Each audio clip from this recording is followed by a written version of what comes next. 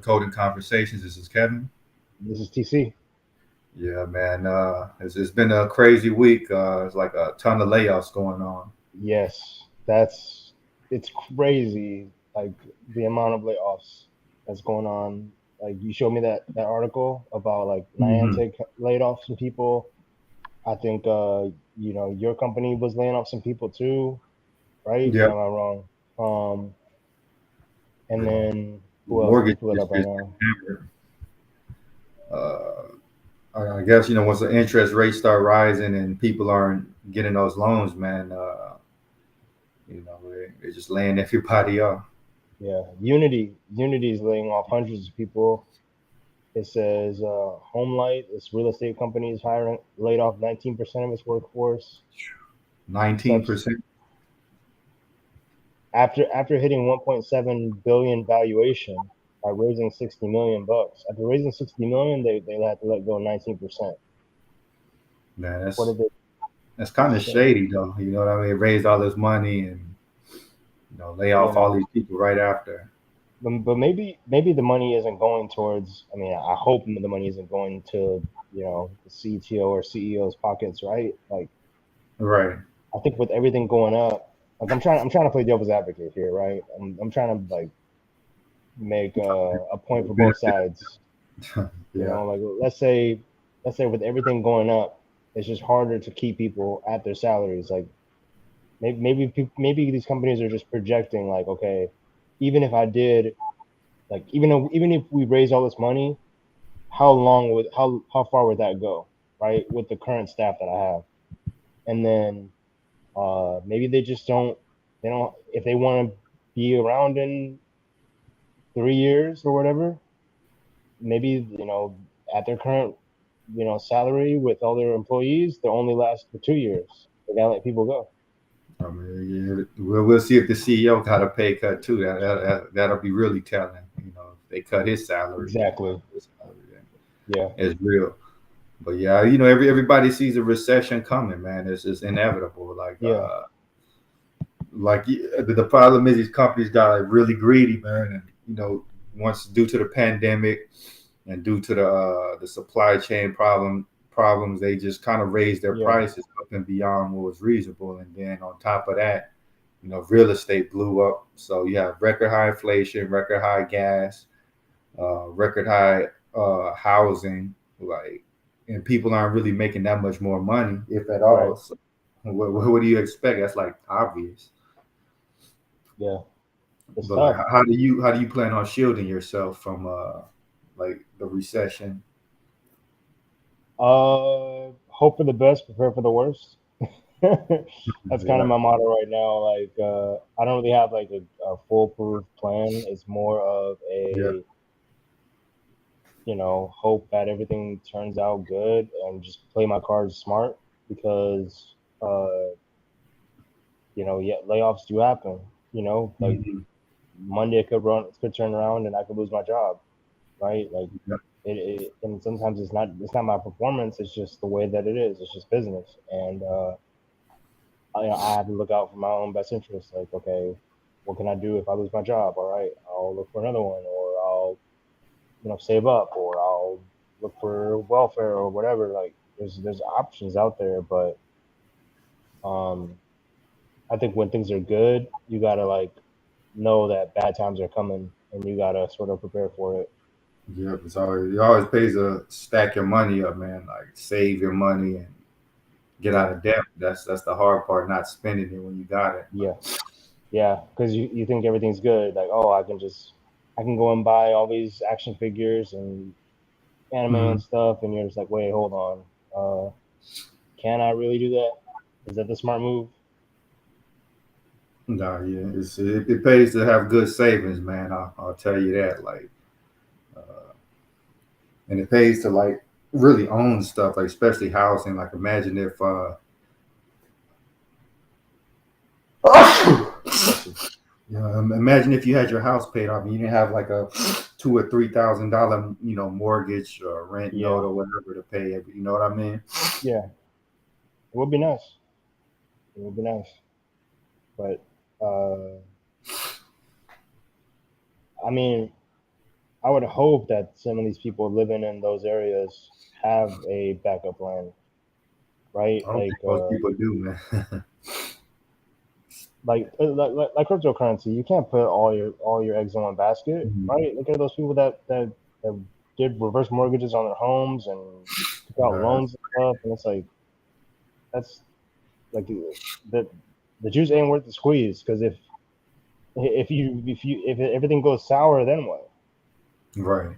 Yeah, you know, you Yeah, just got to be realistic, man. Like, just the way that prices shot up, like especially real estate, you have yeah, to realize like that's not natural. It's not natural for the price of housing to double in yeah, 1 year. You know, so yeah, don't do no. You know what I'm saying? Don't take a loan against your house just because yeah it's worth so much more. Like yeah, same with cryptocurrency. You know how fast that rose. It's just like why is this rising? Like yeah. most people don't understand why. I don't know why it's rising. I heard That's, that the value of the coin is based on it's basically based on I read it somewhere. I should have bookmarked it. I think it's based on the people. It's based on buying and selling, like like the supply and demand, essentially. yeah. Yeah, So like the people. basically, the more people, other people want it, the higher it goes. Which I mean, that's Yeah, just a psychological game. Like and I think the problem is anybody could start a Bitcoin. Like, oh, this YouTube sensation, yeah, he has his own Bitcoin. Like, yeah, anybody. Like, how's when it's so unregulated, is gonna have problems like that. yeah. I'm not with the whole cryptocurrency thing, especially with all of these people out there that like, oh, this is the new Bitcoin 2.0, and I'm gonna be backing it, and it's gonna match USD, and I'm like, that's okay. I've seen this song and dance. Like, where's the rug pull? People jump in. They wanna make a lot of money, and then the only people who make money are the people who got in early, like on Yeah, the that's ground floor. how it happens, man. Like get in early on the stock market and tech stocks, it blows up. Then you dump your stocks on everybody else. Same with cryptocurrency. It's like it's kind of like what is that called? Like a pyramid scheme almost. Like whoever comes last is left holding the bag. Yeah, kind of. Yeah. Because Uh, you know the problem is like how is it producing value? You know what I mean? Like what is the value of this? Where is it that's the coming? big thing too. That's the big thing too. Like, I can't see how uh, I can't see how it's producing value, like, at all. And Mhm. I don't understand how I just don't understand how it produces value.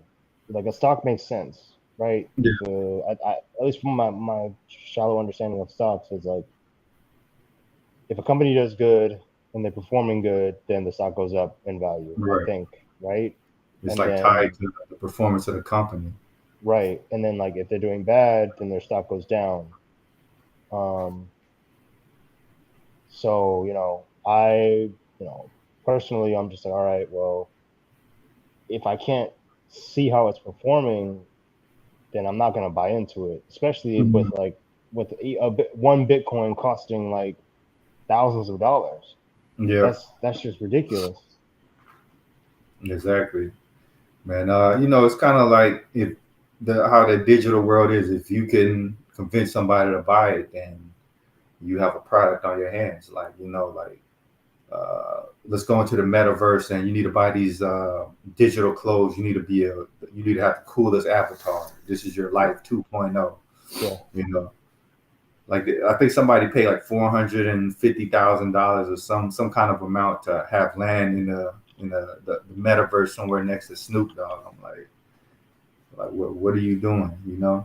But if you can convince people to like you can convince people to buy anything, man. That's pretty much what much of the digital space is. yeah. I just feel like after a certain point, you shouldn't have to pay for, like, if I'm using the internet, then I shouldn't have to. How do I say this? I shouldn't be nickel and dime for a service that I already pay for. Right? I Right. shouldn't. I feel like I feel like that's me. If I buy a car, right, and in order for me to roll down the windows, I have to pay a microtransaction every time I want to roll down the windows. It's ridiculous. Like if I want to turn on the radio, I got to pay 5.99 to Sirius XM in order to turn on the radio. Right. It just doesn't make any sense. Like my Like car you should don't come even with rent everything. your car anymore. You're just renting it. Like you know what I mean? Yeah, That's kind of like why I feel like the recession is coming. These companies are so greedy that they're finding every avenue to extract money from consumers. Like you mentioned, like why you just bought the car? Why do you have to pay to heat your seats or right. Exactly.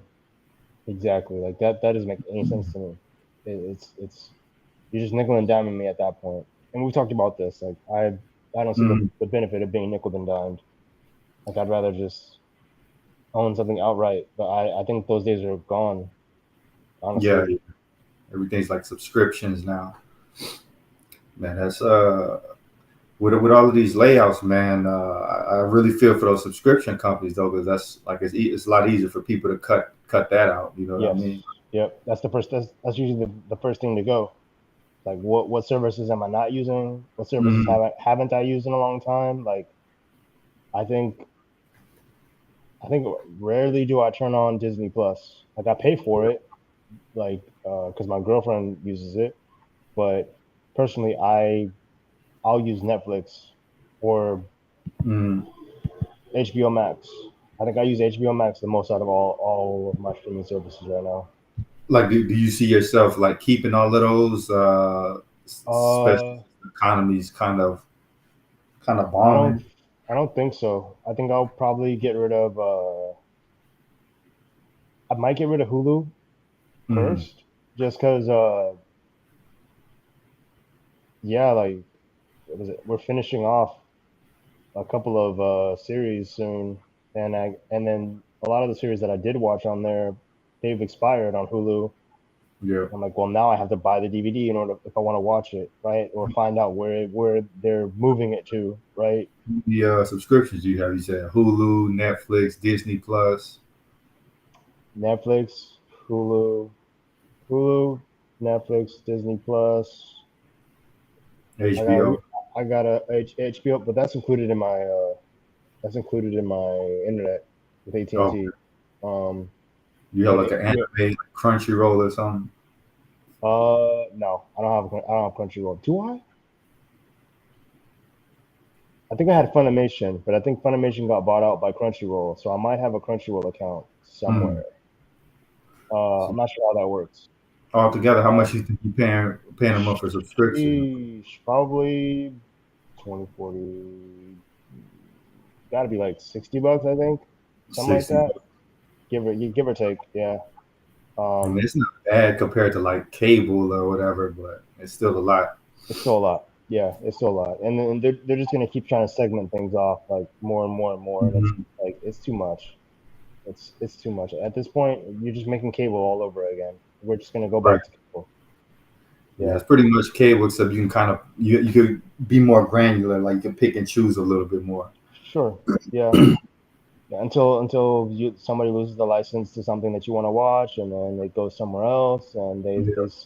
their their sub their niche uh streaming service, and yeah, like that right there is just the worst part. Yeah, so I Like, kind of think it's inevitable for more layoffs to start coming in, like these subscription-based companies, because you know it's kind of redundant if you have like four or five different movie yeah, services. yeah, and then there's so much competition now. It's like, what's the difference between all these services Hmm. besides the media that they offer? There's no difference. It's just turn it on, you stream movies, and then you turn it off. And I think a lot of people are just gonna start going to YouTube. Like, okay, do I necessarily need to watch this show? I could just watch something on YouTube. Right. Yeah. You remember YouTube was what they used to get away from cable in the first place. Yep. And the thing is, and I've seen this time and time again. A lot of these services that were free, there's no Mm, way for them to stay free forever, right? yeah. Like eventually they're gonna turn for profit. Like the homepage on YouTube, a lot of that is sponsored content, Hmm. right? A lot of that is like NBC News and late night and what else? Like Kind of like mainstream stuff. Yeah. mainstream stuff. Yeah, BTS comes out with a new music video. It's right there on the homepage. Yeah.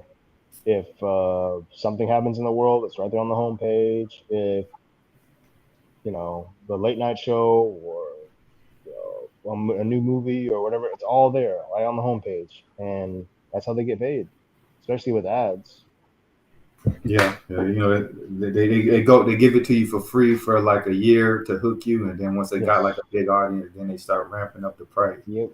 Yep. It always happens Exactly. like Yep. It always happens. Like, oh, why do you need money? Why do you need money? It's like, yeah, because well, nothing's free. that. Yep, You they know. gotta pay. They gotta pay to host all of those servers. So Yep. man, like it's kind of like why you remember I talked about like maintaining your visibility on LinkedIn Yeah. because you never know when you're gonna lose your job. Like Yeah. if you maintain Yeah. good relationships with recruiters and they say, hey, I need a job, then Yeah. that If you're it kind active on of LinkedIn and yeah, but again, that's that you're thinking in the position of somebody. We're both thinking as yeah, somebody as people who already have a job. Like yeah, if the cards were dealt differently, and neither of us had a job. 'Cause I remember before when I didn't have a developer job, and I was just like wake up, study, grind, grind, grind, grind, grind, hmm, and I was hustling backwards. I didn't realize it, but like a lot of it was just me just shotgunning resumes all day and yeah, hoping that I would get a response. Um, and I think when you get the rug pulled under you, like a lay when you get laid off, it's hard to see straight. You see all of what could go bad, and it's like I just need a job. I don't care what kind of job. I just need one. hmm. I think that's why like I've seen a lot of people get jobs. Say like, hey guys, I lost my job on today, such and such Yeah, happened. Then yeah, the post goes viral, and then everybody wants to hire that person. So yeah. did you get your first job or your first coding job just off of LinkedIn, off of being aggressive? Uh, Kind of well, like yeah. messaging. I was somebody gave me some advice that basically said like message people that work at that company instead of Hmm. applying, like because you're just gonna get put in a pile, which Yeah. is true. Like you may gain some extra traction. At least you make network. At least you make a network connection, right? And you can actually talk to people that work at that company, so you can see if you want to work there. Before even applying, and then you realize, oh wow, I don't like this company. So yeah, I feel like a strong network is really good. Communication skills is also really good, Mhm. right? You got to be able to articulate your thoughts. Uh, You know what helps you from getting laid off is being personable. Like it kind of sucks, but like remote, honestly, they're usually like easier to cut because the person cutting doesn't have any like relationship with them. You know what I mean? right. Like as opposed to you seeing this guy or girl face to face every day and Hmm. joking and all of that, Yeah. whereas this guy is just the internet guy who turns in work and disappears. Yeah. It's a lot easier to cut that guy. So Yeah. showing your face, being personable, I think that makes you a little more ingrained. Like they'll cut somebody else before they cut Yeah. you if you're good with decision makers. Yeah. No, I've seen it. Like unknowing to me, like you know, I was told like, oh yeah, so and so got laid off. I'm like, oh, I've never met them. Like, I mean, Right. and if I did meet them, it was like in passing. It was so brief that there's no Mm. long lasting impact. Yeah. So it's crazy. It's really crazy these days where you have a new coworker one day and then you don't have a new coworker the next day and Yeah. they're just gone. You know. it's kind of ruthless too. Like in my company, uh, somebody sent me the LinkedIn post, and it's another guy that used to work there. Well, he worked there until today. He made a post on LinkedIn that said like they laid off, like they got on a Zoom meeting and laid off 40% of the employee. Like what's crazy is I didn't hear anything about it. Like I wouldn't have known until he mentioned it. But Yeah, it's like they're taking a chainsaw to employees in the background. You know? yeah, yeah. And you don't hear about it until, unless you have your ears to the ground. Like Yeah, you like imagine you didn't go on LinkedIn that day, and you just look on Slack and like, oh wait, hold on, so where's all this? Where's my messages with so and so? Like they're yeah. gone. Yeah, That's why it kind of pays to be personable and be a critical employee. Like you're the guy who holds the project together. Whatever. If they yeah. fire you, millions of dollars goes down the drain. You know what I mean? Or it'd be really hard to replace. Like Yeah. I would say, being really hard to replace. Um, Whether it's just your personality or your skill or what you bring to the team. Like you have to have something that makes you stand out, not just the tech that you know, but the performance as well. Like it's got to be like, if you can be like fast and accurate, then I mean, who doesn't like? I've heard this before. It's like, who doesn't like somebody who's cranking out, you know, to work back to back to back. It's no one's gonna say no to that, Yeah. especially if your accuracy is pretty high up there. It's kind of crazy, man. That the economy is based. A large part of the economy is based on like consumer confidence, and when you see all these layoffs, people are gonna be like, "Well, I'm not spending my money," so Mm. therefore they're not spending their money. So other companies have to start laying people off because the economy is shrinking. Hey everyone. Oh, Yeah. Sean, how's it going, man? Good. See, How are you? Pretty good, man. Pretty good. can't complain, man. It's been a crazy day, man, especially in terms of layoffs. Yeah, I heard that your company did layoffs. They say like 40%. I don't know if that's accurate, but that's what the post said. And thank God I got the other job. So you know, the mortgage Yeah, industry is getting hammered, man. Man, that's just crazy. Reminds me of 2008 Yeah. yeah. and 2001 and 2000. I can't remember 2001. I was a little too young to be Yeah. I market was wise. a junior developer in 2001. Oh wow. Mm. I think I was in like 11th grade. So 2001, I was I think you were young. 21 years ago. I was in middle school. No, elementary school. I didn't Elementary. even I didn't even know what I was 11 years old in 2001. So you was in Yeah, sixth grade. right. Wait, hold on. 2022. I hate math. 2022. Somewhere in between elementary Yeah, and middle school. yeah, yeah. Yep. That's crazy. So does this look worse compared to those times, or about the same? Probably comparable to 2001, just after the World Trade Center combined with the dot bomb, which was just a little Mm, earlier. I'd say so. Like social media wasn't a thing at the time, but I'd say that like every day, you know, you would hear of more layoffs, more companies closing, more mm. investments not happening, stuff like that.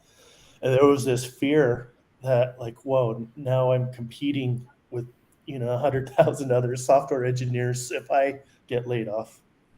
Oh So I'd say it's more comparable to about 2000, 2001. yeah, I do remember the tech bubble kind of burst around then. So But that was just tech. Real estate and consumerism was booming. Um, 2008, tech did relatively okay, but mhm. consumerism and real estate went back. I think this time we kind of have both at the same time. Yeah, Mm.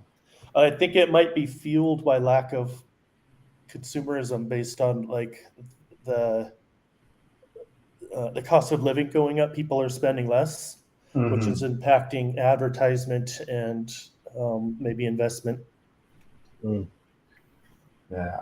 With all of these engineers entering the market, I can imagine like the competition is going to be insane. And, Especially with remote being more widely accepted.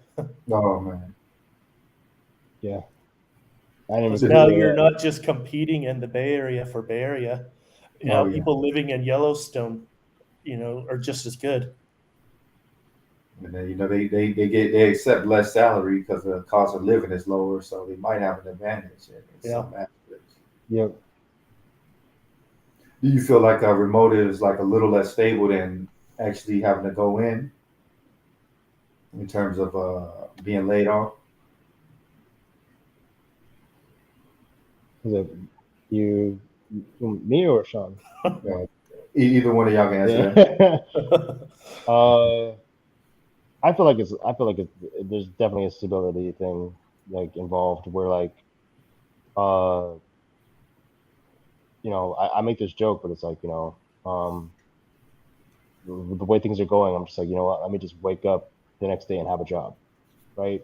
Like Mm, that's my prayer at the end of the day. It's like, okay, I got through the day, I did my tickets, okay, sick. Let me just pray and the next day that I can do it all over again because there is no certainty, right? There's no guarantee. Like I'm not yeah, commuting, I'm not getting into my car and going to our office and saying hi to people and like you said, being personable. There's a mm, disconnect here. Um, you could try to recreate it using Melon app or Meet dot Google or Zoom, but there's just no being in person and actually talking to somebody is a completely different experience, and yeah, you really get to know somebody instead of having a welcome email that says, "Hi, my name is so and so. I'm the new XYZ." Like, yeah, okay, great. We have a new XYZ. Um, yeah, I yeah, because to me, I was telling Kevin this. Like, I've met people or I've seen people like through the welcome email and hey, great, welcome. But then months later they might get let go, and I'm like, I've never really met this person. yeah. Like, okay, they're here for a moment and then they're gone. It's like, okay, like great, I guess. Well, it's unfortunate. I don't know, but there's definitely a disconnect there. But if it's a person that I've known for a long time and we broke bread together, and I know their story, it hits Yeah. different. It's like wow, that so and so is gone. Oh, okay, wow, that's unfortunate. So Sean, like you're kind of in a hiring position. So how do you like mentally prepare if your company has to do mass layoffs? Honestly, it's one of those things that I don't prepare. It's just I hope it doesn't have to happen, but when it does, I'll deal with it. But Mm, as it has, I just added someone to my team today, and I added like five more a few days ago over the last 2 weeks or 3 weeks. We're pretty lean around here. We're not like expanding for the sake of it. It's just mm, there's certain operational inefficiencies, and when it gets to be too much for everybody, we open up a role. Mm. Um, so I'm not expecting to lay anyone off. So, I okay. mean, from that perspective, like I'm not even putting it in my head to let it start affecting me mentally. That's Yeah. smart. That's yeah. Yeah, I like what you said. Like when things become too much, you open up a role. It's like Mhm. it's like you're slowly expanding instead of just like casting this wide net, bringing on a bunch of people, expecting this boom of growth, and then having to lay off people later. Yes. You're taking a very smart approach to it. I like that. Especially, being such a small startup. As the CTO, there's no middle management between me and anyone beneath me. Yeah. And so I'm like the head of six different teams. You got data science, you got data engineering, you got UX, you got product management, you have front end, you have back end. And so in the middle of that, we're doing a rewrite of our app from React over into Svelte. And I Okay. can't keep up with that and getting sucked to compliance anymore. So I had to add a role, so I'm always making forward progress even when I'm not. And I often, when I refer to my team, I often say I. Like, I guess if you're on the team, it makes more sense than an outsider. I'm not like being egotistical. It's just all of us together are one. Yeah, yeah. I usually say we whenever I refer to like a team or something or like the company. It's always we. Yeah. Uh, Mm-hmm. It's more in executive leadership. Anything that goes wrong is my fault. So it tends to be mm, I. okay, Uh, that's a different perspective. That's CTO life. It goes good, it goes bad. It's really my responsibility. And it's a heavy one with everything that's going on right now. People often tell me, like, Sean, I want to be a CTO. That's so cool. Like, I want to make all the decisions. It's like, okay. So, first and foremost, have you, you've got to be mentally prepared. You do not go to your CEO and say, I'm feeling overwhelmed. I need a personal care day. yeah. When it's on your plate, I think the only time I couldn't perform was when I had COVID. Hmm. That 31 days of January, like I just couldn't do it. I was in the hospital and I didn't know if I was going to be alive the next day. But all other times, when something happens, I've been able to pull through and just, okay, well, it's vacation, but I run the company. Yeah. So just be careful what you wish for. All right. Exactly. Yeah. So sometimes I think it's better to just kind of accept a lesser role, just if you don't really want to undertake that stress. Like sometimes better to be a senior developer than a team lead because you get sucked into as a team lead, you get sucked into all the problems, whereas if you're just a senior guy, you get you might get pulled and you might not, but you're not ultimately responsible. So I think the best preparation for someone who's going to be an early stage CTO, where you're still kind of hands on in a way, would be to become a staff developer or a principal engineer. It's the role of what I do with less than 20 people under me is probably not a lot different than what a typical staff or principal would do at a medium sized company. mm, Okay. yeah. Terrence, Yeah. don't you kind of have to deal with that kind of stuff, like overseeing a couple of Um. developers? Yeah. Well, we have to let go of our QA. So we don't really have a QA. So we have to like personally QA our work now, and that's really it's different. I feel like having a fresh set of eyes on something Yeah, is really helpful, right? Because when I try to QA my own work, I can easily get those rose tinted glasses like, oh, everything works as expected, and then yeah, you give it to QA and they turn it upside down and flip the phone 360 degrees and then it breaks and you're like, oh wow, I never thought of that. I didn't think about this one thing. So hmm, but I do I don't want to call it overseeing, but I do like delegate tasks and yeah, follow through with like other developers and work with developers to get tickets done. And it's interesting. It's interesting trying not to think like a developer when working with other developers, if that makes sense. Like I know the answer to a question, but I don't want to just drive and then say do this, do this, do this, and then boom, yeah, okay, you're done. I'd rather like just lead them and see where their mind goes, and then build them up that way. Because by me holding their hand and doing things for them, then they'll never learn. Like yeah, personally, I had that experience today where we brought on working with a new QA engineer with a different company, and you know he didn't really understand the tools and stuff, and I was like, okay, here's the documentation, here's how you read this, here's how you do this and do that, mm, and just sort of guiding him through the steps of the ticket. Um, anyway, long story short, yeah, I've got some experience. so there, I yeah. had Oh, go ahead. I had worked as QA before, so it's different on my end because I know how to break things. Yeah.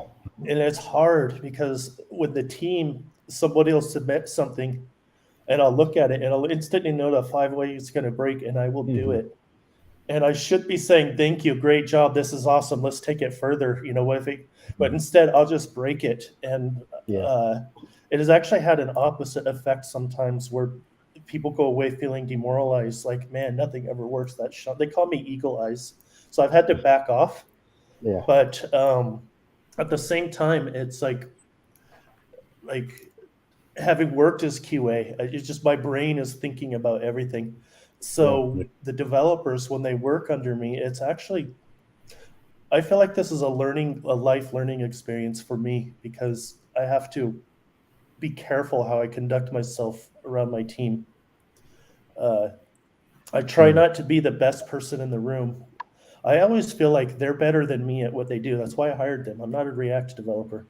I never Mm. will be. I hate React. But Okay. you know, but I have so much experience, and it's actually, it makes it easy to lead a product in a direction and keep things together. But it makes it harder on the personal levels, because I have this perpetual inner battle of wanting to strive towards perfection. And so Mm. I have to let imperfection be so they could have their own learning experiences. I Yeah. never had a manager in my entire career that didn't let me do as I saw fit, even as a junior developer. So I try really hard to not. I have a personality tendency towards that, but I try really hard to not be that kind of manager, and it feels like Mm. a struggle. So like, how do you keep yourself from kind of like dominating or, over being overbearing? I think in general, the best thing I could do is let the team be the team, let them have their learning experiences, and know that certain things are going to go a certain way, and just let it happen, and try not to be a father figure making a learning lesson out of everything. People will learn Mm. on their own. Right. So Yeah. you feel like sometimes if you try to be too teachable, it comes off as condescending. Like I think it'll, over a period of time, it'll feel suffocating, because people will mm, start expecting something and they won't want to hear it someday, and it builds up like, you don't want that kind of a team dynamic. yeah, yeah. I At least kind of like I I don't. don't. Do you watch basketball? Any like the coach Larry Brown? Hmm. Yeah, they kind of said like he was a really good coach. He got results, but he was so critical that the players they kind of wanted to get away from him. You know what I Yeah. mean? Like I guess you got to kind of give off that presence to where you're not so critical. They kind of just check in their work and get away. But at the same time, leave enough of it in there, so that way, if it gets really out of control, they can trust that it'll all come together in the end, regardless. So that's kind of where I keep the balance. Let the team How be do you the bring it team. back in? Like when it starts getting like crazy and everybody starts going off in these different directions. That's been happening, mainly through lack of communication, because we're all kind of in our directions right now. Um, Basically, conversations like, hey, what are you doing? Or, hey, here's the bigger picture. What I tend to do is say, hey, look at this cool thing, I did. Or, hey, I had this idea. What do you think about that? And that tends to pull it back into a direction. People will do whatever they think they need to. Like, if they don't have clarity or enough Jira ticket, I hate Jira, but if they don't have enough Jira tickets or something like that, they're going to keep going in a way that they think is productive, or they're going to go do resume driven development, Yeah. they're doing for the company, but they're really just padding their resume. And Hmm. Mm. there's nothing wrong with that, unless it gets so far off the path of where the company is going. And so I just have frequent check-ins, at least once a week. It's never gone too far off the deep end. Mm. What about you, Terrence? Like, how do you keep people under you or that you manage from kind of going off the deep end? Uh, I I try to always bring people back to the main picture. Like, okay, what are you trying to solve? Because if uh, and recently I've like learn something about that as well, because sometimes I'll still get down that rabbit hole of just like, I'll forget what I originally was trying to solve, and I'll be three solutions, inception deep on trying to solve this one thing, and I'm just like, wait, I've lost the original point that I was trying to make. Mm. Um, and I had to like bring myself back to always remind myself, okay, what am I trying to solve right now? And then it's always for me, what's really helped is pseudocode, right? Pseudocode the steps out and really like to bring it back to the basics. Like step one, do this. Step two, do this. Step three, do this. And then don't even proceed to the next step until I've figured out that first step. And then uh, yeah, just like focusing on the steps and then not worrying about something being like super optimal. Let's get it working, and then we'll optimize it later. Because Mm. like trying to make that magic bullet out from the 30 after sitting with a problem for 30 minutes or whatever is just Yeah. not realistic at all. So yeah, just reminding myself periodically like what am I trying to solve, and then remembering to take breaks, because I have a really bad habit of like sitting down at a problem and really just like I don't eat, I don't get up from the computer, I'll just like bang my head against the wall until eventually I get tired of hitting my head, or I make progress, and then sometimes even the next day I'll look back and I'll be like, I was not in the right direction at all. Like this is not Mm. gonna work. Like, you look back at something, you're like, what was I thinking? This isn't gonna work. You're back at square one. So yeah. I've worked at enough places to know that the world functions on terrible code. Oh Yeah. yeah, yeah. I know that firsthand. I've seen it. Like man, I can't believe like this is going into a professional code base. Like how is this working? I finally did get into the mode being on the other side where the executives are. Mm. That sometimes I'll say software engineers care about perfect code, but executives just care that it makes money. I Yeah. finally got my I finally broke the ice to the point where my own mental mindset. Um, I won't say I don't care about the code quality because I do, but I Mm. will also. But I don't have an OCD about it anymore. Mm. I kind of let the team set its standards, and I sometimes act as an architect to make sure certain things go in the right direction. But other than that, when they tell me something's working, that is music to my ears because that means money and that means Yeah. bigger team and pay Yeah. raises. Yeah. Exactly. So like, what would you recommend? Like somebody that's a senior developer, what do they need to change mentally to move to like architect, and then maybe from architect up to eventually CTO? Like I kind of hear you Mm. say talk less about technical things and more in terms of helping people. I think there's two things. When I became a architect at Experian, the biggest thing that I had to learn, a fear I had to get over, and a thing I had to understand.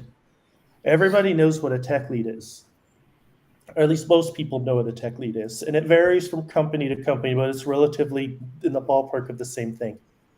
An architect is really just a tech lead, but the people that report to him or her are most likely the other tech leads. Mm. And so once you're a tech lead, you also simultaneously are ready to be an architect. It's just your Yeah. scope gets much wider and you're coordinating. And sometimes you'll be working with like five at Experian, it was about 22 different teams where all of them didn't know what anyone else was doing. But on Yeah. May 14th, they had to come together and everything had to integrate. So my Mm. architecture role there was to make sure it happened, and it pretty much did. So the Yeah. second thing is learning how to communicate correctly across the different teams. Mostly, you have to be able to communicate with the business stakeholders. Mm. And it's an extreme example, but I give it a lot. If you get into the elevator with the CEO of the company and the CEO asks you, how's your day? And your response is something like, I got 15 Jira tickets, this broke, I have to do that, I have to figure out how to do this. The first thing the CEO is going to think is, whoa, what do I need to do? Do I need to add work to your team, or, what do I have to do? Mm. But if you were to ask the CEO, how was your day? And they said, well, I got Congress writing my ass, and I got regulatory issues, somebody's suing, and I've got this, and my investor might pull out. if you're just a developer, you're going to be thinking, whoa, should I be leaving the company? Yeah. And those are both something we deal with every day as a software developer. And as an executive, it's something I'm dealing with every day. But it's never a problem because we're problem solvers. We keep it going. So proper communication, you don't talk to people that way if you want like camaraderie and stuff, right? So you have to learn how to speak with all the different, whoever the product team is, whoever the executives are, whoever the business, like as an architect, you're kind of pulling everybody's requirements into a deliverable. So I'd say those are the two.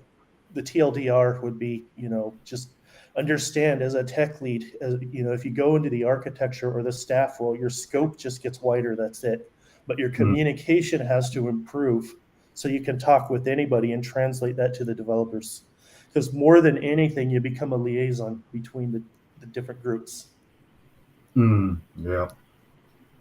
Yeah, that's definitely helpful. Like, when I did it, like I think in terms of leadership, it's hard not to just want to do everything yourself. Like, okay, this Yeah. guy's not getting it. Let me just jump in and do it myself. Like, sometimes you have to trust the people under you. That's the hard part. Your Yeah, team knows when you don't trust them. Sorry, Terrence, I didn't mean. no, go ahead. Yeah, your team knows when you don't trust them, Like, and what have you observed? productivity will suffer. Yeah, yeah. What about you, Terrence? What you about to say? No, I was just gonna say like you have to learn to let go. Like Mm, like I was very much like there's projects that I built that have gotten like completely scrapped, like thousands upon thousands of lines, and I'm just like, okay, I'm willing to let this go, no problem, and it hurts, but like you have to look at the bright side of things. Like for me, the project that I had that got let go or whatever, like uh it was something that was purely managed by me and me alone. There wasn't really like a strong enough QA to understand the complexity mm, of what I built and to find the proper bugs. And so like the bugs were found by like the users of the software and stuff. So it wasn't sustainable. I mean, it could have been, but then I would have been a full-time employee just for one portion of this entire ecosystem. And so I totally understand where you're coming from. Where it's like you have to let things go.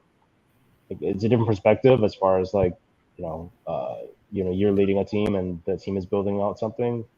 But I feel like we, as software engineers, we have to learn to like let things go, especially stuff that we've written ourselves, and to be okay with change. I think mm, it's so important that you said that because at the higher levels of management, we know like a thing like when somebody who's a developer gets into a more senior kind of role, the number one thing we look at to see whether they're ready is if they can let go. If they can't let go, then then the higher the leadership, they're not going to be that good of a leader because they're going to always be focusing on the details when they should be just focusing on higher level things. And it will be a learning journey for everybody. It took me 2 years. yeah, like, what did you learn along the way to that really get you to where you are now in those 2 years? Like, what were some of the important lessons you had to learn? In all reality, it came to a point where I was so frustrated, I had to just not care and take a Mm, step away to get my emotions back. And then the team delivered a solid win, and it just hit me. It's like all I had to do was let it go, and that could have been mm. much earlier. Yeah, I noticed like some of the middle managers at some of these companies, they seem like really stressed because they're dealing with the business and they're getting yelled at, and then they take it out on the developers. Like, how do you with not take it out on your developers when you have all that pressure above you?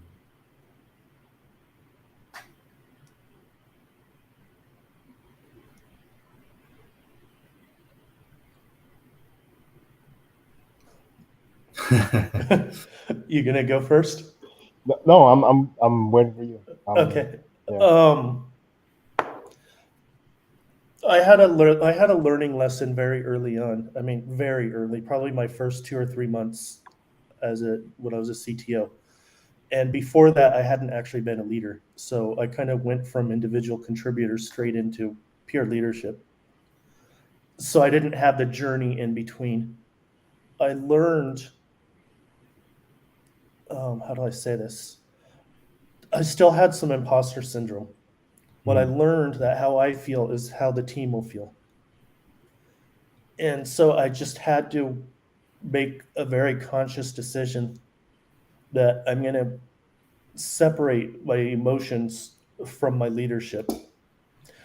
I have a space where I could, have those emotions with other people of my peers, but just not to my team. mm, So to the team, it's all about the optimism, hearing their concerns, balancing the obstacles, making sure they're heard, that kind of stuff. But uh, the pressure, how they say that crap rolls downhill. On mm. my team, it doesn't. It stops with me, and I compartmentalize it. Um, I don't have magic words. It's just a personal decision. I'm acutely aware that, if I get emotional and the team experiences it, it'll make everyone miserable. Mm. So I I just don't. And if I feel myself that I'm going to, I just start avoiding meetings. I don't get on Zoom. I'll say I'm working on this. I have that deadline. Can I get back to you or something like that? In a way, it almost seems like parenting. Like you're at work, you don't want to take your work home and have it affect your family. You have a bad day at work, you can't really. You got to leave work at work. So in a way, Yep. when you're dealing with upper management and all of that, you have to leave that where it is. Like how my dealings with them are not going to be my dealings with my team. I've had one of my employees in the room with me when I took a call on the speaker, and I was just getting hammered from so many different directions to the point where I couldn't even think straight. And he heard all of that. And it happened a couple days in a row. He was in the office with me. And he literally said, "It makes me want to quit the company just hearing what they're doing to you." But yet, when you're working with the team, we don't like we would never know you're dealing with that. And Mm. he just took a moment to say thank you for not making my life miserable. And that kind of stuck with me. Yeah, it's kind of like like your father. You don't want your children to like if you bring your worries home and you talk about it in front of your kids, they're gonna start worrying and fretting too. Yeah, So, you don't do that as a leader. hmm Yeah. It'll happen though. We're just as human as anybody. And we have our good days, we have our bad days. But just make sure if you have that bad day that it's not a habit, or it's not a trend, or it doesn't become one. Yeah. Does that ever happen to you, Terrence? Like, do you Uh, ever just feel like, man, I'm just not feeling it today, and then does oh it yeah. ever slip out through how you handle Oh yeah. your? Yeah. I had a moment. Speaking of which, I had a moment like that the other day. And that was it, didn't have, it wasn't directly related to work, but it was just I was talking to somebody, and then I was in a group call, and there were about 10 of us, and somebody said something, and I just my brain just said, today is not the day. Zen meditation, none of that. All the walls that you have up to like block all that stuff. It's like, you know what? Nothing's on. And I stood up for myself, but my response was very much like a 180 of what I'm usually like. And they were just like, "Are you okay? Is everything okay? You usually don't do that." I'm just thinking to myself like, I'm just human.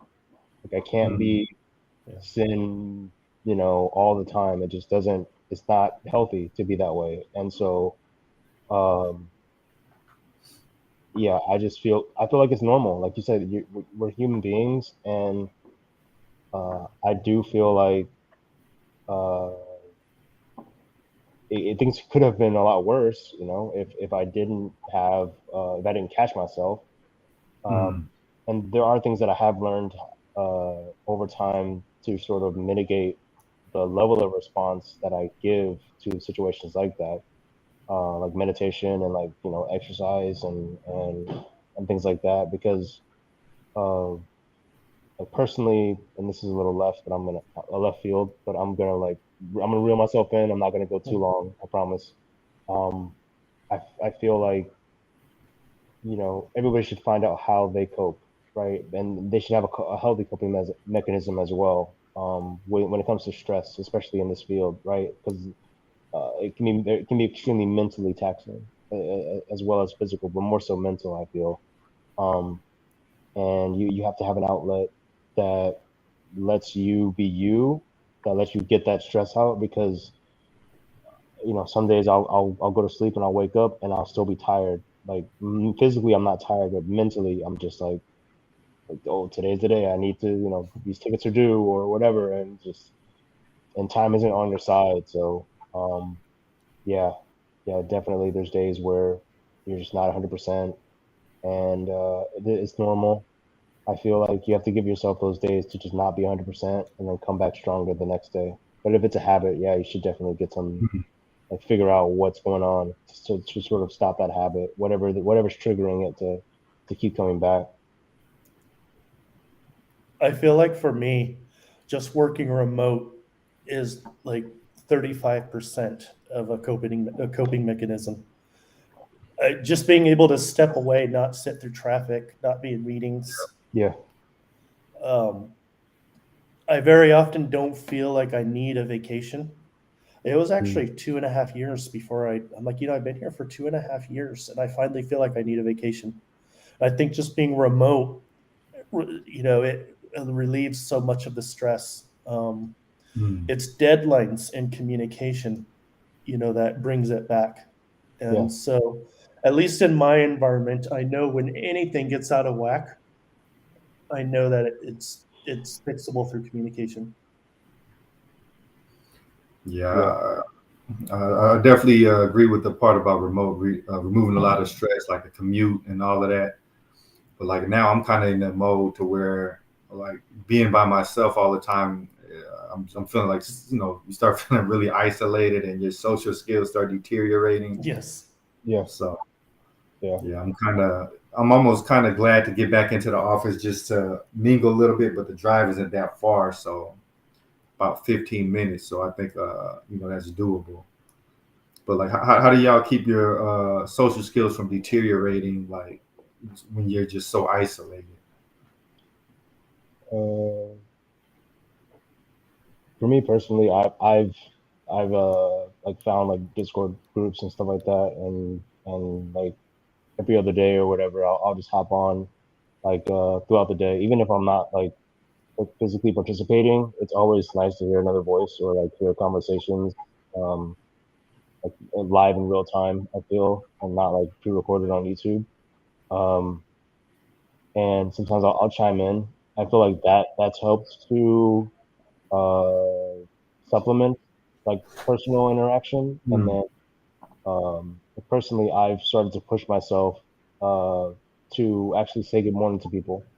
Like when I go for my morning walks or whatever, I'll meet regular people out there. When I say regular, people that I meet day in and day out every morning, like people walking their dogs or people at the park, and I'll say good morning and talk to them and ask them how their day's going. I feel like little things like that help me not to feel like I'm on this treadmill of a routine. Wake Hmm. up, go, wake up, go on a walk, come home, breakfast, watch TV, do stand up, like, et cetera, et cetera. Yeah. Uh, just try to shake it up as much as possible with social interactions and not doing the same thing every day.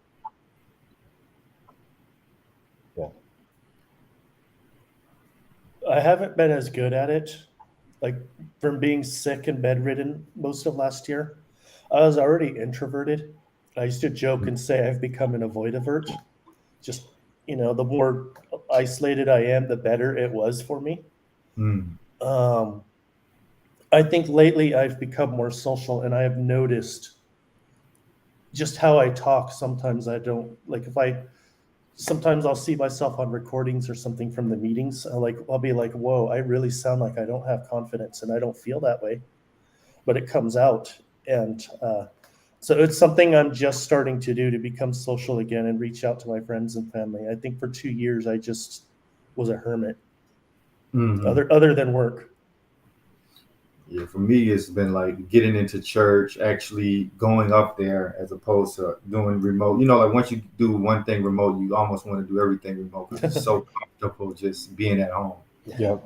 I was like that for a while with groceries. Like I was addicted to Amazon Fresh and just like, Mhm. oh, I don't have to leave the house. I could work on tickets and just order food and they'll tell me when it gets here. And it got to a point where I'm just like, wait, I'm I'm killing the experience of going to the Yeah, store and picking out, bananas and picking out the stuff that I want to actually have.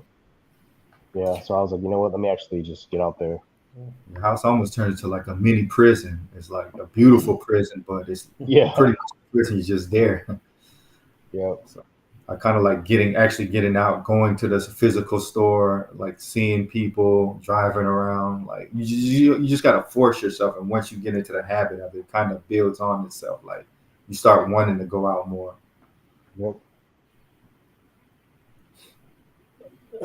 Terrence, I saw Yes, sir. your LinkedIn. Do you live in LA? Yes. I live in Irvine, Nice. so We we're should hang actually out not that sometime. far. Yeah, we should hang out sometime. Yeah, I'm interested in hearing about your. I'm assuming it's a SaaS. It Okay. is. Yeah, yeah. I'm interested in hearing about it. I've only heard about it bits and pieces, but yeah, I'm always down to hang out. Anytime. Totally. Let me know. yeah. I'm the only Texan here. Yeah.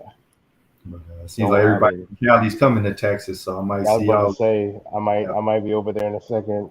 The way my girl keeps sending me, oh, software developer jobs in Texas. Look at Oh, this yeah. TikTok. I'm just like, come on, man. You You You should got better say this hurry up tech. before it gets too you Yeah. got expensive. Kevin sending me house listings in Texas. And it's like you can get that for Yeah. this. It's like, Yeah. whoa. Mm. We were looking at houses the other day, and it was like a fifth of the something ridiculous. Like a house in Cali is like 500K, 600K. The same type of house, probably even better. It was like 100, 150K out there. And I'm just like, oh, bro, that's that's Yeah, I'm pennies. jumping in ASAP, man. Once I get the savings in, I'm kind of tired of bouncing around, paying rent, not having equity. Like when you rent, you don't never really feel like it's your house. Like you can't, Yeah, you don't, Yeah. you just don't want to do stuff because I'm gonna mess the wall up, and the don't landlord's gonna. remind me. Don't remind me, man. Isn't it crazy though? Like, we're all making what society would consider a good salary, but housing is so expensive. Like, it's hard to just buy a house. Even groceries are expensive. I bought groceries the other day, and like usually I never stray from like the usual. Like I have a routine. I'm okay. I need to re up on this and this and this. Usually 40, $45. It's like Mm, 65 bucks. I mean, it's like how, where? Like, did I pick up a Kit Kat bar accidentally? Like, what's like? yeah.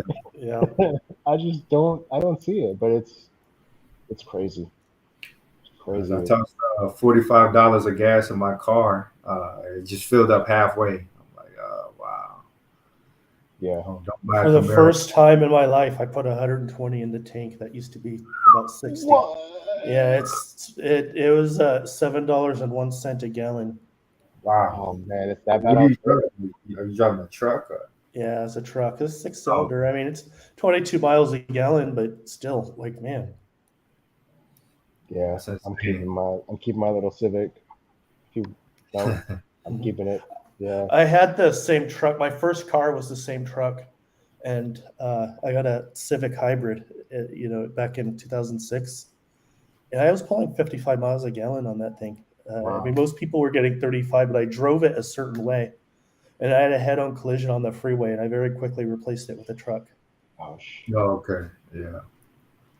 Yeah. I thought about getting a motorcycle, but just thinking about people crashing and what happens to them afterward, I'm like, nah, I'm good. I'll tell you this right now: that accident that I had, There were 4 cars involved. Um, Me with a Civic Hybrid, somebody with a Toyota Prius, a Mm. Suburban, and a Jeep, a Wrangler. I don't know. It's a Jeep, a 4-door Jeep, and all 4 cars were completely totaled. But the Civic Hybrid and the Prius, we were able to open the doors and walk out, no broken glass. It was just a pretty badly damaged car. But Mm. the Suburban and the Jeep, those people had to be extracted in the jaws of life, and they were in just a million pieces all over the freeway. And by the Wow. grace of God, nobody was actually injured. Wow. Wow. So I just thought about it. I'm like, well, I have a truck, and that thing will probably be in pieces. Those 2 cars, those just looked totally safe to be in that particular instance. Mm.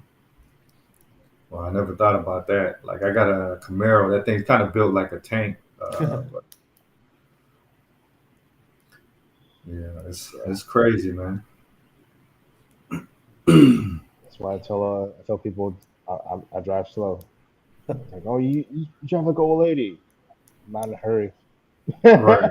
I'm not in a hurry to get anywhere, man. Like I think I've been in one. I guess you could call it one accident, but I hit a. I wasn't paying attention. I was rubbernecking. I was looking at another accident on the freeway, and I Uh, wasn't paying attention. Foot was on the gas, and I looked back. I'm like, oh shit! And I tried stopping, but I hit this trailer hitch of a truck. But that was the only damage to my bumper. So now I have this like weird imprint of this trailer hitch on my front bumper.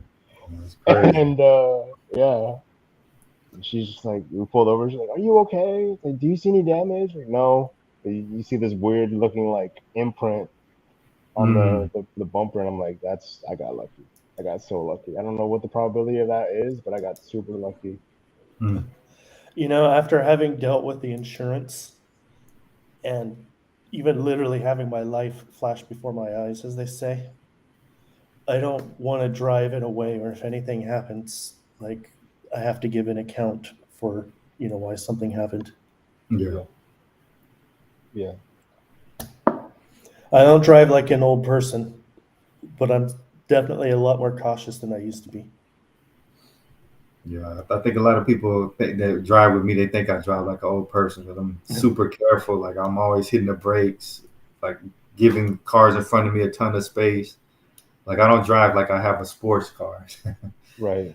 I drive like I have like a Kia or something. But if it keeps me safe, why not? Yeah, no, that's the way you gotta look at it. It's like Well, There's any a what, safety million concern. things to get stressed about in life, but driving and other people on the road, that is just not worth it. I seen an interesting story. They're building like this sky hotel. It's like this massive plane, Ooh, and I guess they're gonna find a way to kind of just keep it floating up there. Let me see if I can play the video. Like the um, Jetsons. Uh, it's like a massive plane. Let's see. if that thing stalls, it's game over. I'm not getting in that thing. Mm-mm. Yeah, I think I'm just somebody that's super cautious. Like I don't like flying. Period. I've flown like maybe once in my, once when I was a kid, once as an adult. I just don't fly. Really. I remember landing once, and it was icy out there over in New York, and the airplane it hit the runway, and something happened, and as it was coming to a stop, it slid, and it Hmm. was really funny looking out the window and then seeing the runway come into view. It's like whoa, but nothing happened. It was just like normal. Other people on there like, yeah, that happens. But for me, it's like, whoa. Let's see. Here Yeah. we Hey, can you guys believe ticket prices for airplanes nowadays? It's go. ridiculous. What are they, good or bad? Like United Airlines ticket from I'll tell you. Introducing Sky Cruise, a nuclear powered hotel suspended above the clouds. This futuristic sky hotel gives you the ultimate travel experience. It's big enough to accommodate over 5,000 guests. Its sleek design combines the features of a commercial plane while offering the epitome of luxury. Sky Cruise features a big hall that offers a 360-degree view of your surroundings. Here, you get to enjoy the most breathtaking views of nature from above. An elevator connects the panoramic hall to the main entertainment deck. It allows you to easily shuttle between the two locations. The main entertainment deck is perfect for recreational activities. It features shopping mall. I'm not gonna lie, conceptually that seems totally awesome. Yeah. There's also a separate Movie theater, shopping mall. If you want to declare your love above the clouds, Sky Cruise's wedding halls give you and your partner, along with your guests, a unique, memorable experience. The floors of the main entertainment deck are connected via two external elevators that come with a great view. Each side of the Sky Cruise features three balconies or viewing domes that are perfect for a relaxing time. Here, guests can enjoy a wide range of activities, including stargazing and watching Aurora Borealis up close.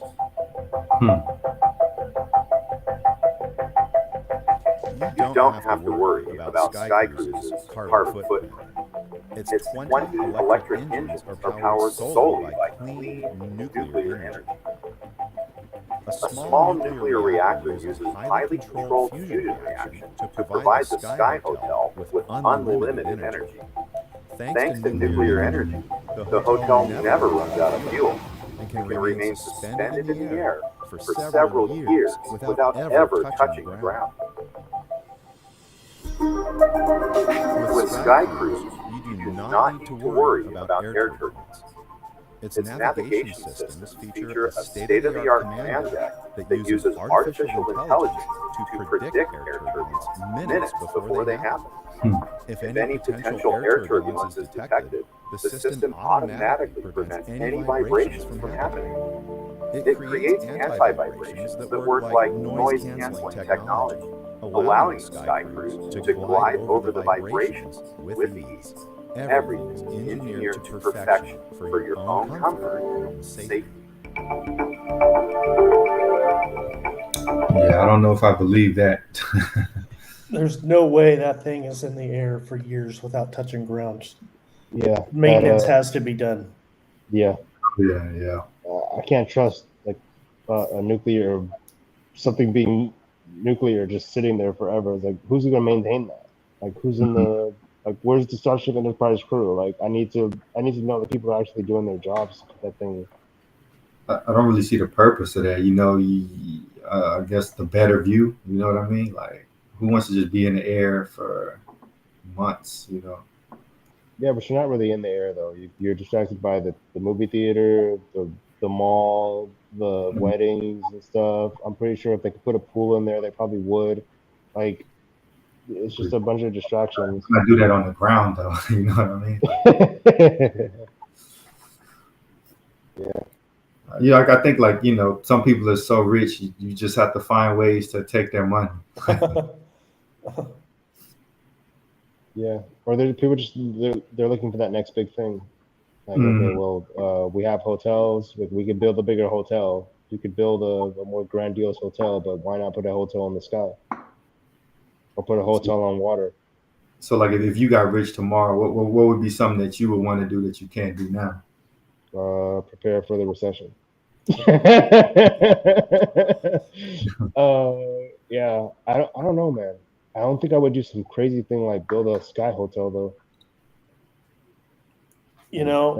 I always thought if I had $25 million, I would buy a telescope satellite and look at the stars. Yeah, I'd probably retire and become like a barbecue pit master or something. That sounds fun. Get a whole side of beef for $25 million in about 2 years. Yeah, I kind of heard like I think at least they kind of want to push everybody else away from beef and more towards like lentils and vegetarian stuff. You know what I mean? Like they're trying to reduce meat consumption. And what do you think? You agree, or do you see that too? It's I've tried to go vegetarian, and it doesn't matter how long, even if it's 6 months. The Mm, longest I've gone is about 4 months. wow. And I feel like in that whole 4 months, I've never eaten anything. And I get one steak after that, and I just feel like satiated. Like, I honestly don't think I can be a vegetarian. Oh yeah, same here. I always feel like you say, like you just never feel full. It's just like I feel kind of weak too. Interesting. Yes. I could probably be pescatarian, though. Oh, it's just uh, like fish and Yeah, fish. my mom's pescatarian, and that seems to be the smarter of the two approaches because when you go full on vegetarian, like you're missing out on so many nutrients that you have to supplement because of not eating like even if it's chicken or some type of meat that has so mm, many vitamins in it. Like the amount of beans that you would have to eat or the amount of lentils you'd have to eat just to replace like some like a steak or chicken is just it's it's it's insane. And to try and have a diet around that, it's supremely difficult. Like yeah, you could like yeah, there's all those alternatives, but like Sean said, nothing replaces like having a steak every once in a while. And oh yeah. honestly, I think it's just about balance. It's just Mm. balancing your like, how much of anything that you eat. Like, Yeah. I think a smart approach might be to like supplement it with meat. Like instead of having a steak or a giant hamburger regularly, have a yeah, salad with just some meat in it.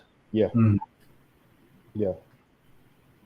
And have y'all had a wagyu steak before? Like I hear it's I have. amazing, but It's It's pretty really good. common here in LA. Yeah, it's is it pretty worth good. the price though? Well, normally they're like shabu shabu. So when you get it, it's tiny thin strips. It's not like a Mm. steak. Yeah, yeah. You don't really get like the full steak experience. But I'm sure if you pony up the bucks, if you got that 25 million, get yourself a wagyu steak. Santa Monica has a restaurant called Hillstone, which actually has such a steak. It's like probably like $70 or something back in 2016. But I did have, and it was just amazing. So how's it different from a regular steak? Just like more, a lot more tender. It's tender, but no doubt the way they season it's the kind of steak. Honestly, without eating it, I can't describe it, but it Mm. feels like it more melts in your mouth. Oh, okay, It's not tough. that's It's like that's what I it's heard. yeah. Yeah. So like what are y'all's like luxury eating options? Like what's a good meal to y'all? Like if you just had $200 to spend on a restaurant, where would you go? DoorDash. That's about what it costs now. Yeah. uh, Mine's had to be Mm. some sushi. Yeah, I don't really drink sake, but like sushi with some soju would be nice. Yeah, that's Y'all have probably like I know y'all got like a lot of good Korean restaurants out there in LA. Korean barbecue, man. yeah. That's where it's Korean at. barbecue. Yep. I was gonna say There's Korean barbecue, but you got to sit down. You have to go to a place to uh, sit down. Yeah. Fogo. What's it called? Those Fogo Brazilian Oh restaurants. yeah, Fogo de Chao and Texas. Yeah, they have some around here that are the authentic experience where you have to stand and you kind of move through it versus like the Hmm. sit down. And you're running like $60 a plate. I ate at a couple of them. I didn't really like the steak that much. It had too much of that like beefy, leathery taste. You know what I mean? Like almost like they just killed the cow type of Yeah, thing. the gamey flavor. Yeah, I'm not a fan of that. No, they didn't use enough lemon when they cooked it. No. That's how I kill the gamey flavor when I do lamb. Oh wow. Like just like magic, you braise it with lemon before you cook it, and you braise it after, and that game flavor is gone. So you just like pour lemon over it, and how long you leave it soaking or whatever. I don't leave it soaking. At least the 4 pound land legs that I do, they're just in the oven for 4 hours. But before it goes in, I brush it like a brush with lemon, and I simultaneously squeeze it, and then I do the same when it comes out. That's all, nothing more. What about a barbecue? Y'all have a good like barbecue out there, or is it like Lucille's. mm, Lucille's or they have Woody's over here. I don't know if you have a Woody's out there, Sean. It's pretty good. Mhm. Yeah, they have a line like every freaking day. Like it's just a line down the street. Yep. like what is the LA like barbecue special? You know, like Texas is brisket. Is the LA's like ribs or Uh, yeah, I want to say ribs. It's at Woody's. Yeah, like short ribs. Yeah. In Orange County, it tends to be beef ribs. mm. Yeah, I don't know if I really like beef ribs that much. Sometimes it's just too big for me. I think I'm more of a well, I don't really like ribs all that much in general. I'm more of a brisket guy. Mm. Brisket and sausage. To be Yeah. honest with you, I think for me, it's I like raw fish, Raw fish. sashimi, like sashimi grade, like sashimi. So it's usually ahi or yellowtail. Like I could live all day long, every day for that on that stuff. Is there like any risk of getting sick if you eat like a lot of raw fish or If they don't handle it well, if it's a bad cut, I've never had it happen. To be honest, I'm more likely to get sick from oysters than I am from mm. sushi. Mm. What about you, Terrence? What is like some of your choice cuisine out there? I know Um, everything. I'm a sucker for street tacos. Like there's Okay. this place like it's so hard to like not like go there on like a Tuesday at the Taco Tuesday. There's this place like literally across the street. Like if the freeway wasn't like impairing my view, I could probably see them cooking tacos right now. Like it's and it sucks because it's so it doesn't suck, but it's like it's so cheap, but it's so good. Like some out Mm, like a good al pastor with like some pineapple and some like green sauce, yeah. man. And like with my girlfriend being from Honduras, like just going down there, like I could just I'm just I gotta go back to LA. Serious? Come on. Street tacos are where it's at. Yeah. You know what? Yep. I got hooked on chili rellenos. I went to Cozumel. I went scuba diving, and I was in Tulum, and and they had every some places had chili rellenos, but one in particular they didn't. But the server said, "You know what? I really want you to have this." So they literally went across the street to the store, bought the ingredients, and cooked it themselves and served it to Mm. me. Wow. And I never wanted to come back to California. Yeah. Tacos, though, those street tacos. We There are some places in LA that they're just to die for, Yeah. and they're Mm, hole in the walls. They're not like yeah. buildings. They're Yeah. just like you would look at it from the outside and say, "But really?" But then you Yep. eat it, it's like really. Mm. Yep. Yeah, the best tacos I've ever had, they were in a gas station, like a mom and pop. They had like a little taco shop inside of a gas station, and I think those taste the best because they're cooked with love. It's not like just gets a couple Yeah. of Yep. teenagers and Yep. That's the thing. They actually care. I forgot, what was that place called? There's this a hole in the wall spot that I was trying to remember. Um, I don't remember it. I'll text my friend and ask him. But they're no longer around. But they had some of the best tacos. I just got them off like from work and like, all right, go get some tacos. It was just worth it. It was worth it. It was way out from where I used to live. But I was like, I'll make the trip. I'll make the trip for some tacos. what are the food trucks like out there? Like really good stuff. I don't know. I don't really go to food trucks like that. Hmm. Um, yeah. I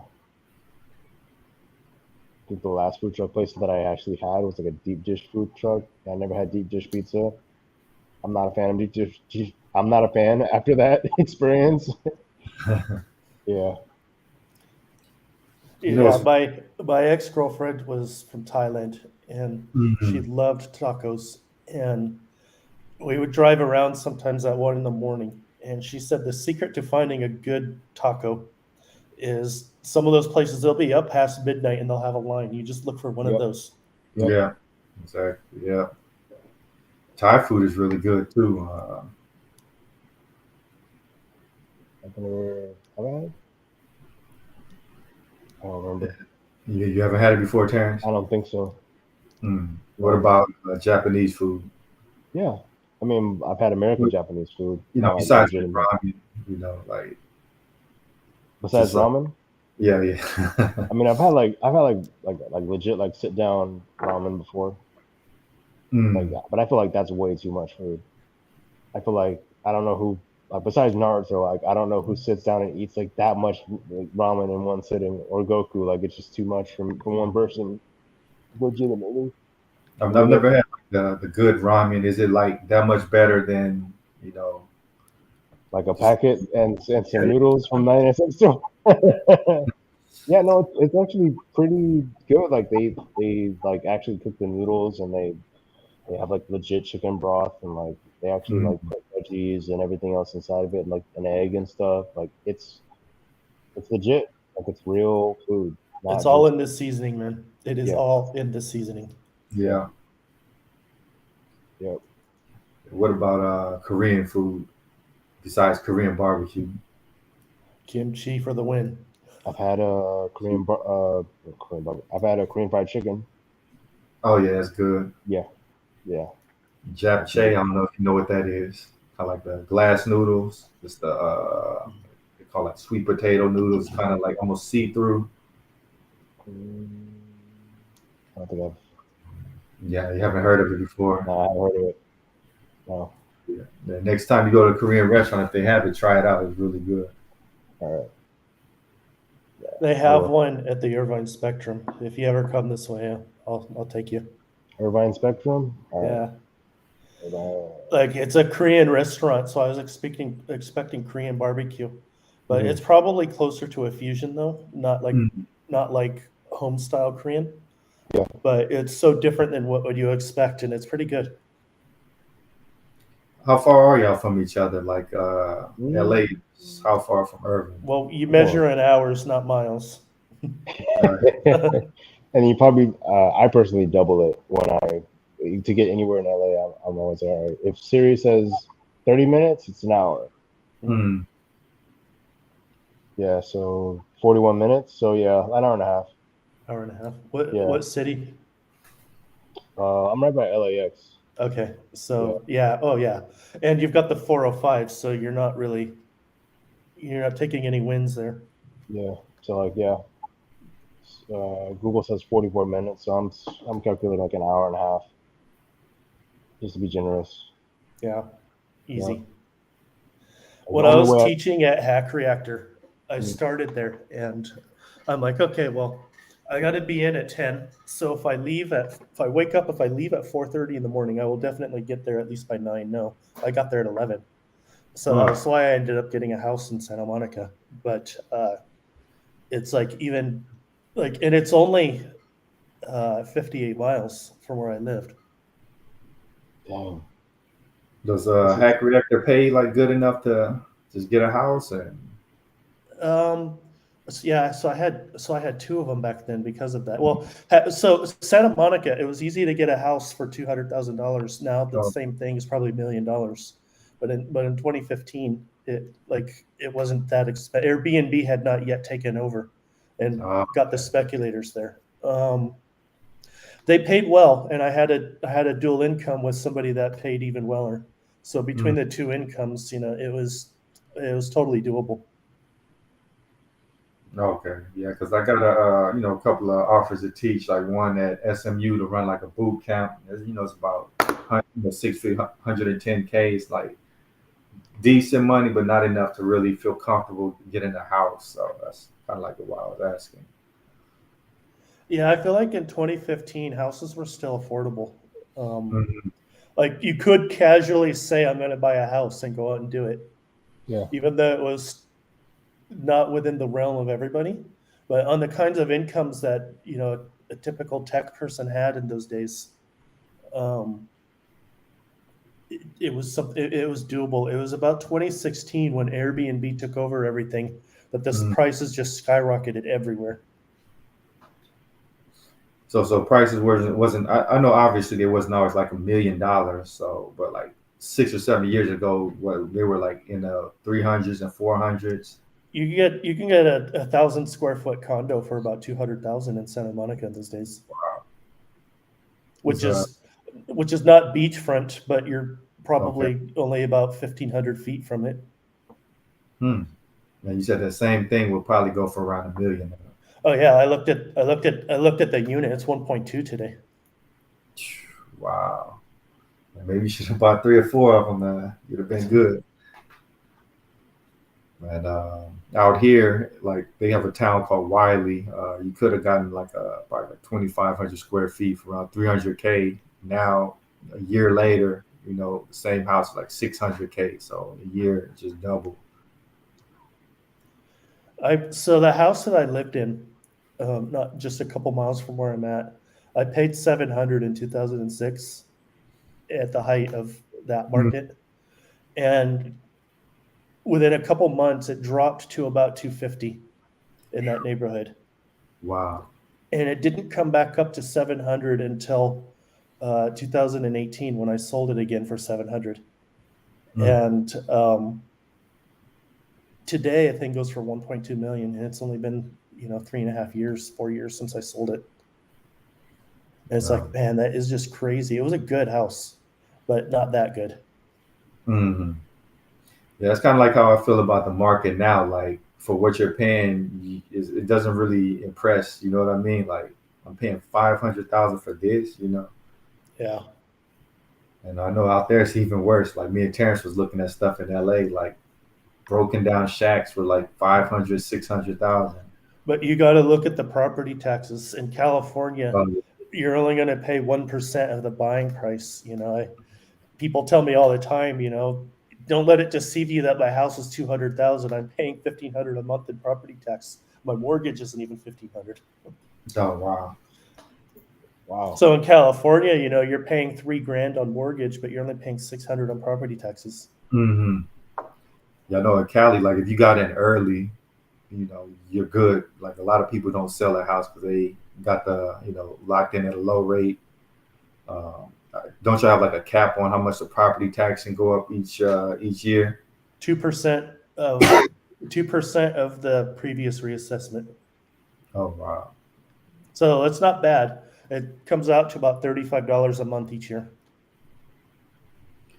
Yes, like out here, the property tax is what gets you. Like we don't have the state income tax, but the property taxes can be like 2 to 3%. So if your house doubles, it's a lot of extra money you got to pay in taxes.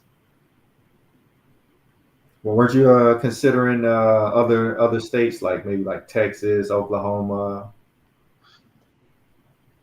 I fell in love with Plano. Oh man, I, yeah. I did some training in Plano, and I came home and I told my then wife that pack up, we're moving to Plano. I mean, obviously that didn't happen, but that's how I felt, and those conversations happened. Do you remember if you were on like more towards like the west end of Plano, where it's all the more corporate headquarters and all of that were, or? I don't know how to answer. I liked the vibe. Okay. And I liked Dallas. I liked Dallas also, but I'm the kind of person that likes to be just close enough to a city that it's there, but not really living in it. Exactly. Yeah, because when you're actually in the city, you got to worry about parking and all of that kind of stuff. Yeah. It's you start feeling kind of claustrophobic. But yeah, I really like Frisco. Just like right to the north of Plano. I lived in Plano for I think about a year or two, and then moved out here. Yeah, I would say if y'all can find a house out here, definitely get one because It's starting to get a little expensive. Yeah, I'm gonna wait for a crash. By then, I Yeah. should be a grown up. Yeah, I've actually seen a lot of price drops, like 10, 20, 30K. It's not a crash until it's 200, 300K. Yeah, Yeah. that's what I'm waiting for. The big one. Oh yeah. Yeah, we're about an hour and 30 in. I think it's a good one to end this on. What do y'all think? Sounds Yeah. good. All right, we'll catch y'all later. Thanks for tuning in. Peace. Yeah, man. Have a good weekend, y'all.